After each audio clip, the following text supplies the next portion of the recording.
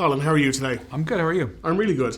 Congratulations on the movie. Thank you. I have to say, straight off the bat, it was some of the stuff in this completely unexpected. When you go to see a Jurassic Park film, you think you know where everything's going, and there was stuff in this I was like, oh okay. This is It's kind of how we approach it. We know you think you know. Yeah. And in a lot of cases you do. So how can we do something that is innovative and new? Absolutely, yeah. Because considering this is Jurassic World was the reboot, but kind of the first of a new Jurassic Park series of movies. So this would be the Lost World version of the new trilogy.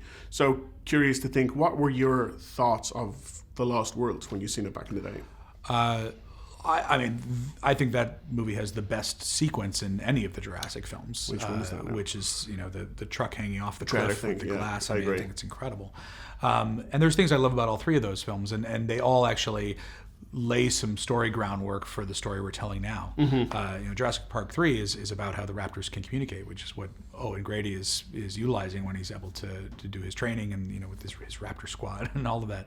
So I think all of it plays into just hopefully what is a larger plan that we have, and yet I want that to divert from the Lost World. And this movie starts off in a way that I think you think it may be just like the Lost World. Yeah.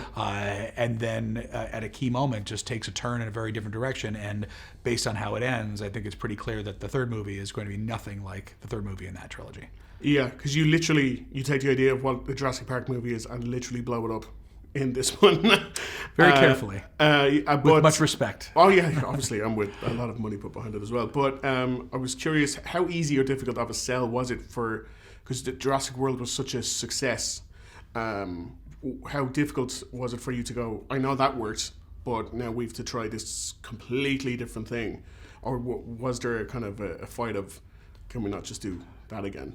No, well, first of all, Universal and Steven, everyone put a huge amount of trust in me after that movie did very well to take the story forward. And fortunately or unfortunately for myself, I have this thing where I just don't want to do the same old thing, and I want to take risks, and I want to challenge myself with story structure, with how we can take this mythology and build it into something that will entertain a new generation of kids without alienating all of the fans, the fan base that I'm a part of. Yeah. And cracking the foundation that we're standing on that we didn't build. And I have a lot of respect for it and a lot of reverence for it. And even in the film, when the volcano destroys, a good chunk of that island, we treat it like we're burning down a church or a temple, and with great reverence and sadness that something like that would be destroyed. And we don't do it casually or arbitrarily, and that was very important to us. The essential couple of Chris and Bryce, I think, especially in this sequel, I love their chemistry. I love their partnership in this, and I think they make for a fantastic movie couple. Do you have a particular favorite movie couple of all time? I grew up during the Tom Hanks, Meg Ryan era. So if you ask somebody older, they would say Hepburn. But they were kind of the movie couple of my time.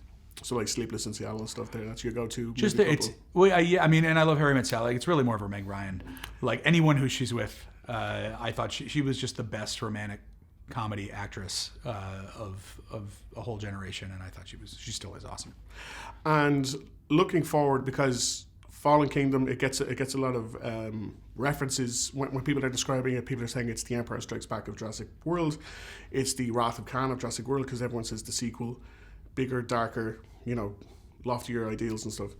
But for the next one, is there a particular, say, cinematic touchstone where you're like, yes, that was Empire, but this one would be of Jurassic World? I'm more being kind of a student of trilogies, as a lot of us are. I only think about it in the context of what each of those movies do. To me, Empire Strikes Back is a film where the characters are in peril and on their heels and really on the run and under duress throughout the entire film. And by the time you reach the end, everything has completely changed from the way things started. And to me, that's what a great second film does. I would say Wrath of Khan is the same thing. But Terminator 2 is an incredible sequel. Aliens is an incredible sequel. And those are different, in their structure. Oh, yeah. This film is structured totally different from any of them. That was the priority for me there. And for the third film, it's about following through on the themes and the ideas and the characters, most importantly, the emotional through line and the relationship between these people that we've been building for these two films. So you won't have this would be the reference of the end of this trilogy, until you've finished it, maybe? I don't know if I try not to have references for things. Fair enough. I watch them all and I love them all, but I look at what all of those films do, because they're all very different from each other. Yeah. And just recognize as a fan, what did I connect with, about each of those movies, and how can we make something that handles things differently, but in its own right, is deeply satisfying. Fantastic. Colin, thank you so much. Thank you. Genetic power has now been unleashed. You can't put it back in the box.